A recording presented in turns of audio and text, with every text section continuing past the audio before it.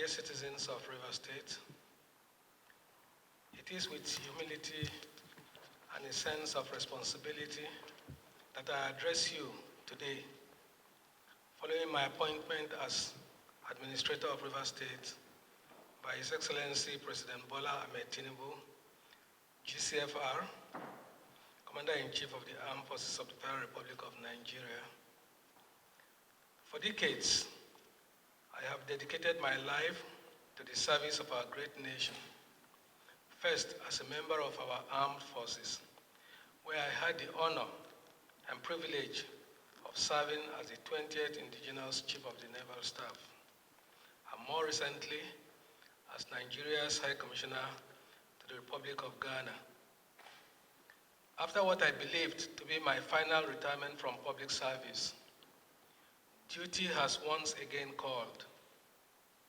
I have answered not for personal ambition, but out of an abiding commitment to the peace, stability, and prosperity of Nigeria as a whole, and more specifically, River State. My appointment comes at a difficult and consequential moment in history. The political impasse of nearly 2 years in River State has paralyzed governance, desecrated democratic institutions, threatened security, and undermined the economic and social fabric of the state. It has deepened divisions among the people and cast a shadow of uncertainty over the future.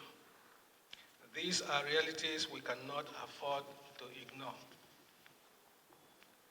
As a son of the Niger Delta, I'm one of you, and I recognize the weight of this moment, the expectations of the people, and the challenges that lie ahead. The uneasy calm that pervades the state is palpable, and I feel the weight of families, young and old, businesses that have made both little and huge investments in River State, uncertain what the immediate future holds. Mr. President's proactive and decisive action to declare a state of emergency and my subsequent appointment is primarily to ensure stability of livelihoods for citizens and residents, restore peace, security, and stability for economic activities to continue to thrive, and avert any disruptions to the way of life of the people of River State.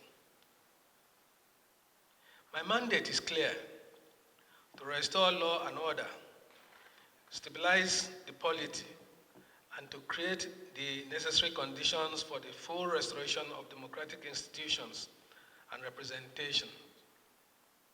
This is not a task for one man alone. Success will depend on the collective effort of all Rivers people, elders, political leaders, traditional rulers, faith leaders, youth, women, the media, and civil society. I do not come as a partisan actor, nor as a competitor in the struggles that have brought us to this moment. I come as a servant of the state, entrusted with the solemn duty of restoring peace and order so that River State can move forward once again and reclaim its rightful place as the oil and gas capital of Nigeria, and I dare say Africa. My role here is to ensure that the lives and livelihoods of our people are not held hostage by crisis and instability. Governance is not a solitary endeavor. True stability and renewal requires the collective will of the people.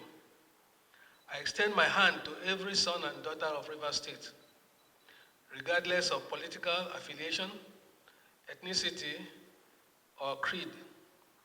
I urge you to remain law-abiding, peaceful, and optimistic.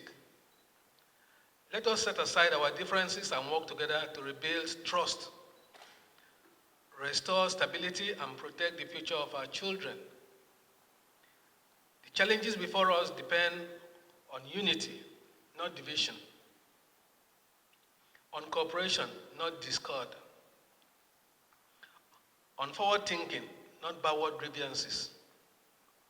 A commitment to unity, cooperation, and dialogue must be the fulcrum of all engagements going forward. Destruction of national infrastructure in the name of agitation is something we in the Niger Delta have since put behind us. Through collective engagements, our people have become more aware of the collateral damage that comes with it. Not only does it deprive government enough resources to provide necessary critical infrastructure and services, the damage to the environment has left vast areas of the Niger Delta extensively devastated, affecting the health and livelihoods of our people. We must resist the temptation to return to those ugly days. Dialogue and honest engagement has proven time and time again as a veritable tool for resolving differences and conflicts of any kind. Let me be clear. Under my leadership, civil liberties and fundamental human rights will be respected and protected. The rule of law will remain sacrosanct. However, those who seek to sabotage the social or economic stability of Rivers State and national infrastructure and institutions within the state, or who attempt to disrupt the peace for selfish and destructive ends, will find no tolerance for their actions. There will be no room for lawlessness, no space for violence, and no patience for actions that threaten our collective well-being. We will not act arbitrarily, but neither will we hesitate to enforce the law where necessary. Let no one be in doubt. We will uphold justice and fairness, but we will also ensure that civil order prevails. I have just concluded my inaugural State Security Council meeting and taken additional briefs from heads of security agencies in the state. I have noted the various reports, initiatives, and concerns, some of which I have given clear directives on specific actions. I have specifically charged them to remain neutral, respect the rights of citizens, and do all within their powers to maintain law and order, while collectively working to de-escalate tensions where they come in contact with such. In the coming days, we will move with deliberate speed to articulate a pragmatic roadmap for the next 6 months to ensure that every government bureaucracy is properly functioning. Agencies providing services to citizens and residents are doing so and engage stakeholders as mandated by Mr. President. Our objective will be clear: to restore normalcy, to rebuild public trust, and to lay the groundwork for a stronger and more resilient, democratically governed Rivers State. I ask for your understanding and cooperation. Above all, I ask for your faith in the possibility of a better future, one built on peace, stability, and shared progress. I want to thank Mr. President for most sincerely for the confidence reposed in me and for entrusting my humble self with this delicate national assignment. Worthy of thanks are the leadership and members of the 10th National Assembly who have graciously approved Mr. President's state of emergency proclamation for Rivers State. The approval gives full effect for my appointment as administrator of Rivers State. I will draw on my training, knowledge, experience, and dedication to ensure that the essence of this historic decision is achieved. I will have to work closely with the National Assembly under the guidance of Mr. President. Consequently, I hope to continue to count on their support and cooperation throughout this assignment. While abiding faith in God, together we will overcome these challenges. Together, we will restore the dignity and the greatness of the Garden City, River State.